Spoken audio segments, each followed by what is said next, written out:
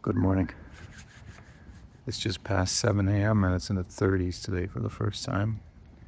My favorite season has officially begun, fall. And I just made a fire. It's perfect next to the fire. That's a bit cold. And there's fog on the lake that's burning off as we're going to talk. I hope both the fog on the lake as well as the fog in our minds will burn off just a little bit. Because that's really the goal of the kind of philosophy that we practice, right? The philosophy as a way of life, as a daily practice, something that brings us closer to itself, since the word philosophy translates to the love of wisdom. And that's exactly what we try to keep in mind. It's not the academic philosophy, it's not the philosophy people argue on Reddit over. This is what's supposed to make a real, positive, tangible, practicable impact on your life, on your world, and on your world view. And by the way, I'm recording audio of the lake, of the birds waking up and making their beautiful little calls separately. I have a microphone over there. So if you want to put on headphones and really listen, get the full experience of the surroundings right now with the fire and everything, I recommend it. That's how I set it up. So it might make for a really pleasant viewing environment, because I woke up this morning and I was like, this is beautiful and picturesque. Let's do something special. And we're also doing something special in terms of what we're going to discuss in this video. And it's some heavy lifting. As we say, the work of life is this: to devote oneself to one's personal exploration of timeless and universal ideas. And today will be a big part of that work of life. And if you're willing to do it, if you're willing to stick around, I think we're going to do a lot today, in many ways. And for that, I'm not afraid at all to ask for some help from one of our ancient philosopher friends, Socrates. In fact, he is the ancient philosopher friend, because apparently he is the first one who's been called a philosopher in his lifetime. He famously said, and no one understands this properly, it seems, that no one does wrong willingly. And I know the reactions to this, not only because I get to talk to so many people and see their reactions specifically when I mention this, but also I remember my own when I first heard it. And I thought, but that's just about the most ridiculous thing that I've heard. Because it seems to go against basic logic. Of course, people who steal, who lie, who cheat, who murder know that they're doing wrong. And they're, of course, willingly doing it. How ridiculous. But no, truly they do not. And we do not, or we did not. And that's why it's true, we've never done anything wrong willingly. I say it's the difference between awareness and unawareness. If you think about it that way, every single thing in the world is decided and divided by only two categories: awareness and unawareness.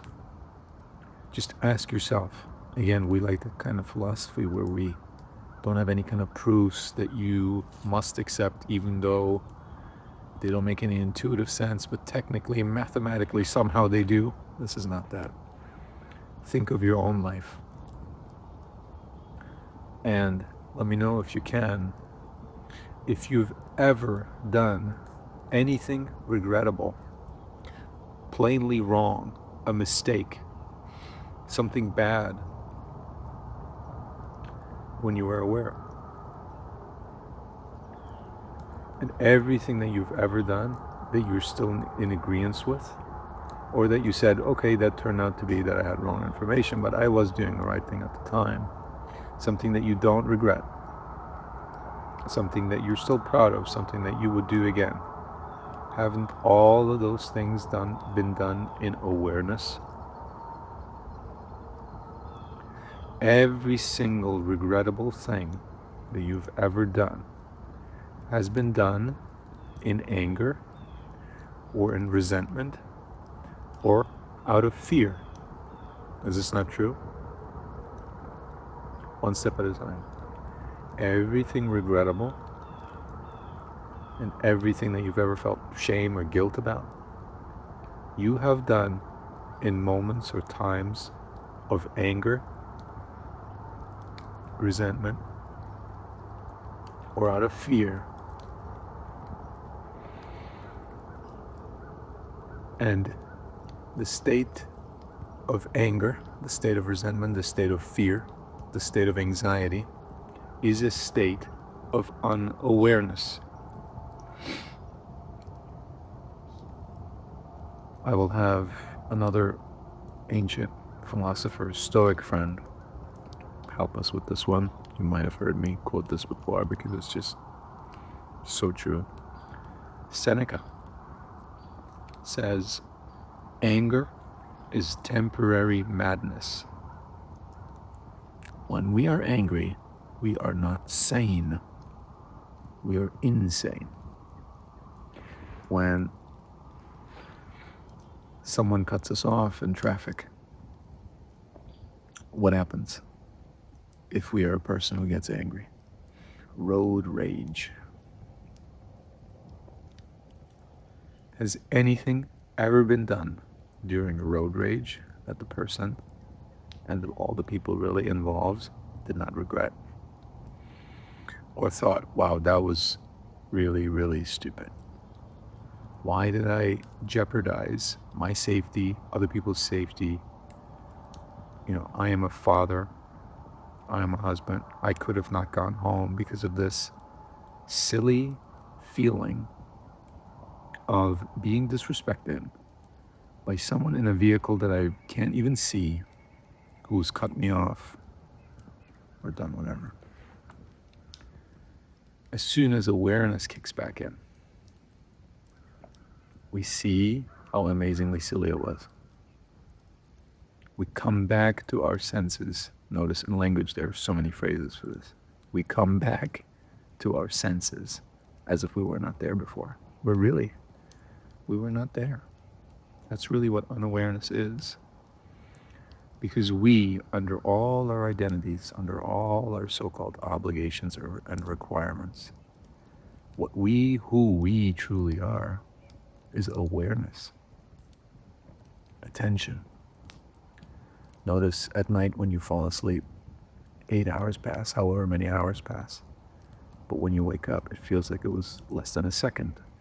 It was just but a moment. How is that possible? Because you are not there. So even though 8 hours passed, less than a second passed for you. And that's how it is to live life unaware. It flashes by.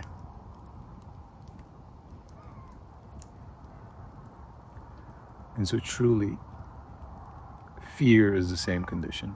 It makes us lose awareness. Regret is the same condition. It makes us lose awareness because regret is a condition that pushes us in the past. Where we think, this is what I've done, this is what I should have done, this is what I could have done, and this is what I would have done. And we go out of awareness. We escape into the past or into the future. And everything we do during that time, we do unawarely. And everything that we do unawarely usually ends up being regrettable itself.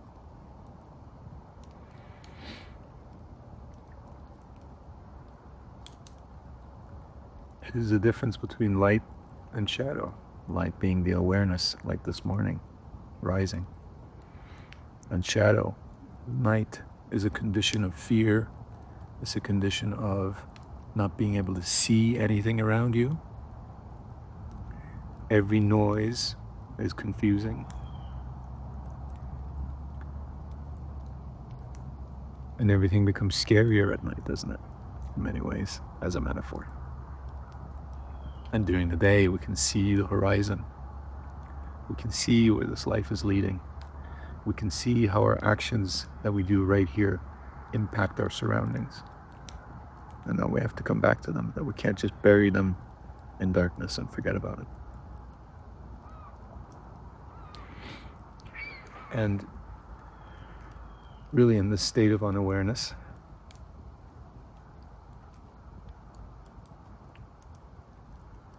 all the things we do are things that we would not do otherwise. And this doesn't mean that we're not responsible for them. Quite the opposite. We are responsible, however, to be aware instead of unaware. And everything that we do while we're unaware, even though we're not really in control because we've lost awareness, we are still responsible for them. So our true responsibility lies in becoming aware and staying aware and understanding the dangers and the traps and the perils of unawareness.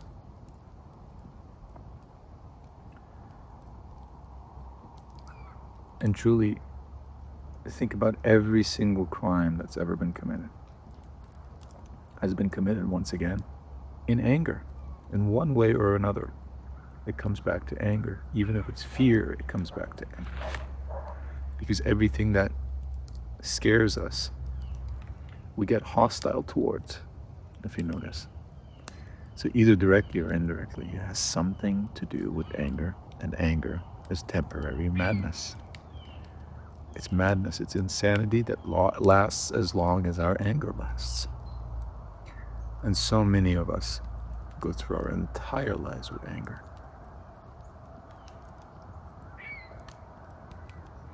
And so this is the nature of unawareness.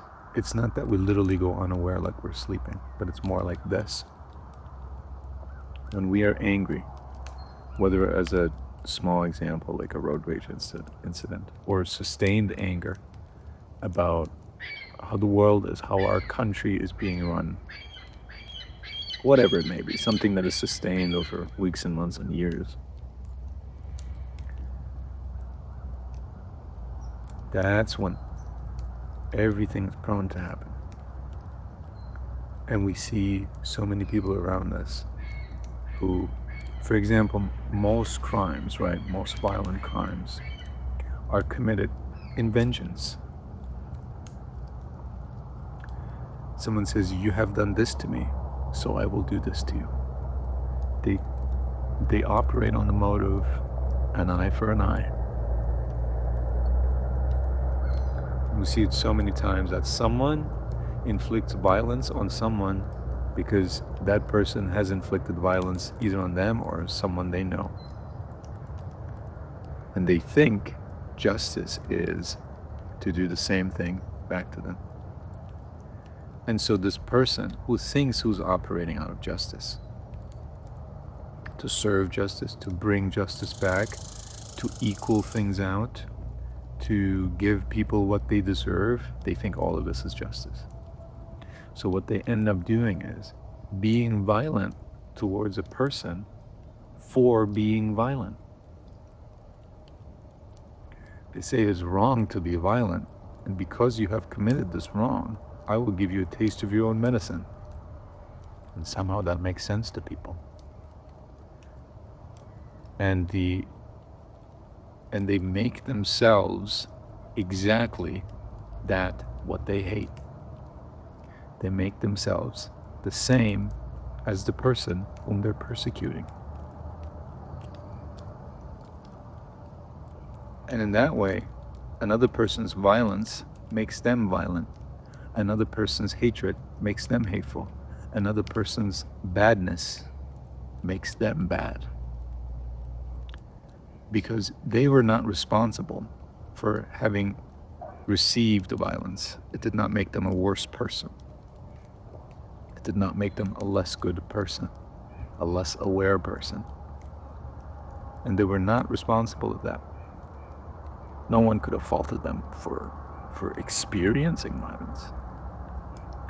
But now that they turned around and taken that as a justification to do the same thing to someone else and think it's justice, they have made themselves an unjust person, a violent person, a criminal, just as bad as the one who inflicted the same thing on them. And by the way, I've given a very small example, like road rage, and I've given a very, really kind of extreme example of violence and bodily injury and crime. But it applies to everything in between too. And if you notice, all the people who hate something hate it because they think that what they hate is hateful. You see this in politics all the time, or even in the voters, which we are. All of us are voters, right? We hate the opposing political side because they are hateful. And we think that makes sense. We think we have righteous hate. We think we have the only valid reason to hate someone. But what we're not seeing is that our hate is no different than the hate of the so-called other side. And that by hating someone who is hateful, we become hateful, and thereby we become our own opponent, our own enemy. We become what we hate. Again, we were not responsible of anyone else's hate. We could have left hate where it is. But by thinking we're doing the right thing, by thinking we're opposing hate, by thinking we are restoring balance, all we're doing is making us similar and in fact identical to our so-called enemy.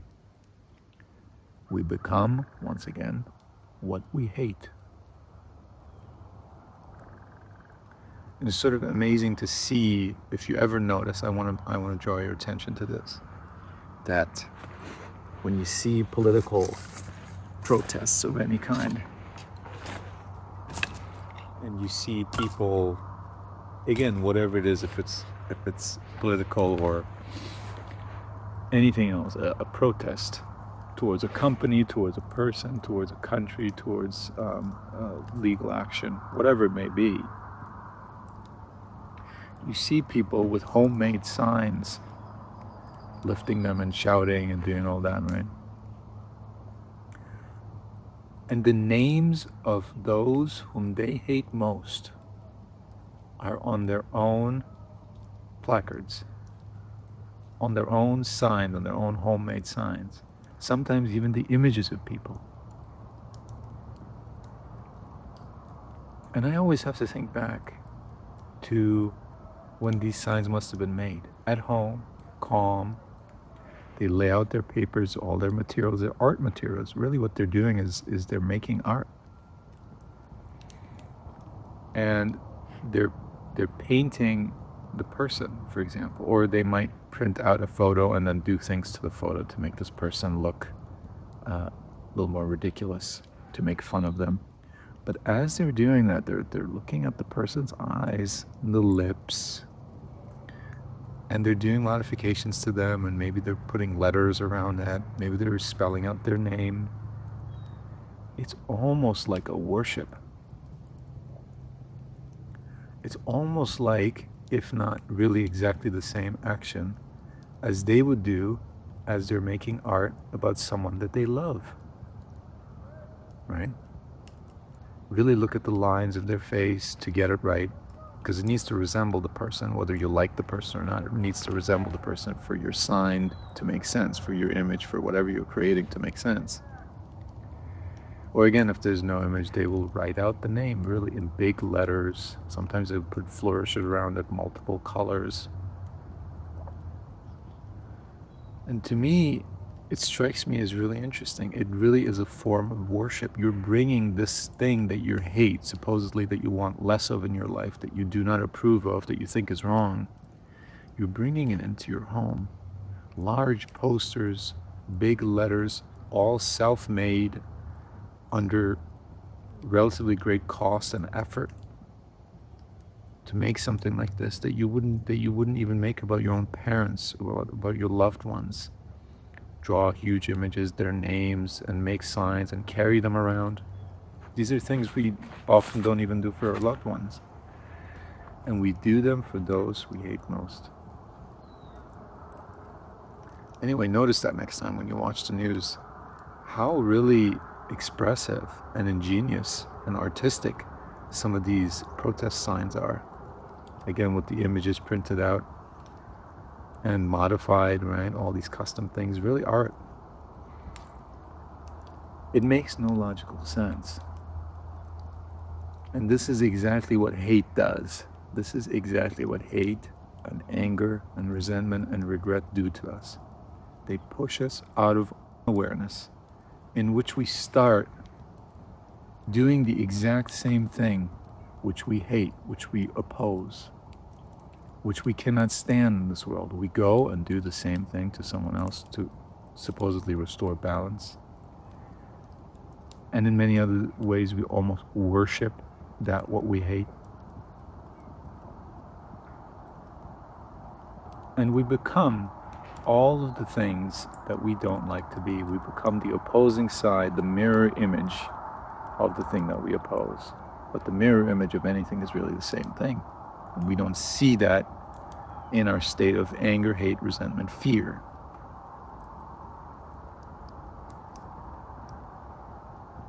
This is why it is important to get away from hate and fear and resentment and bitterness and all those kinds of emotions that have their base in, of course, our evolution as a human being and that are natural and fine. But when they're sustained like this, through ideology, through a narrative, through thoughts, whenever they're sustained a second longer than they need to be, fear is a momentary thing. Fear is, wow, there's an avalanche coming at me. That's fear. And that's about as long as it should last, as an avalanche does. But we sustain fear for weeks and months and years. And same with anger. And this truly is, if again you want a short definition of philosophy, what it is to me, one of the many is to become aware.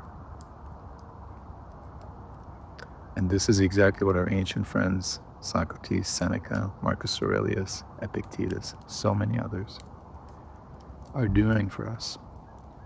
They're pointing out things for us to become aware, because as soon as a conflict within us, a contradiction within us is pointed out to us, we will stop doing it.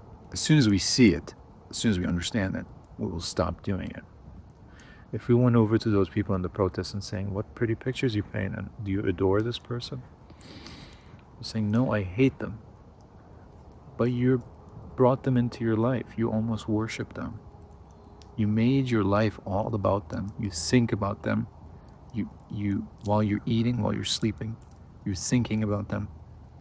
You're planning your whole life, your weekends around them for these, actions that you're trying to take supposedly against them. And it's all just a way to gratify the ego, to say, I'm doing something. I have meaning in my life. And it's, of course, even more so with opponents. We become what we hate. As soon as we point that out to someone, they stop doing it. Why? Because human beings fundamentally are of reason. That's what makes us unique. Homo sapien. Sapien means wise.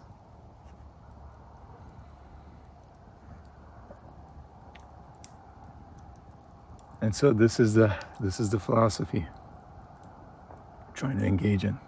And if you notice these things in your own life, you will become aware, and you will see that every single action in your life that has been done out of awareness was a good action, and every single action you've ever done in a state of unawareness, anger, fear, hatred, resentment,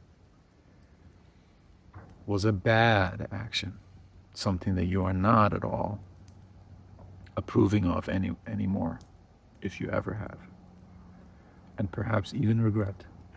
And all crime in the world, if you think about it like this, if you really look behind it, all crime in the world is caused by unawareness. Each and every single person who has ever committed a crime, truly a crime, not just what the law says, but morally, who has committed a crime, would not have done so if they would not have been in unawareness for so long. And generally, every single bad thing in this world comes from unawareness, and every single good thing comes from awareness.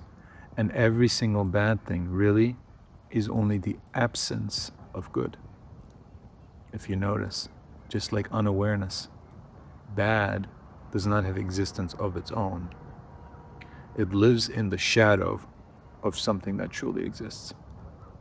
Good truly exists, and bad lives in the shadow of good. Wherever good is not, it is there as a shadow.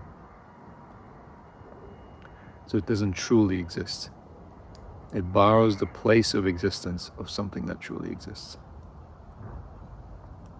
And that's why if we become aware, and we remain aware at least most of the time, badness, regret, fear, anger will find no place in our lives. There's so many people who are trying to quit being so resentful, being so scared, being so fearful of everything. But they're doing it in a state of unawareness, and it will never work. Whereas there's a root solution to every single thing that we've ever done that was regrettable. It's to become aware. And so I invite you to think about our ancient friends who say these things and why they say these things, and to practice awareness, which is nothing more than to practice our human, reasonable mind, to think about things, to examine and re-examine. Again, as Socrates said, an unexamined life is a life not worth living.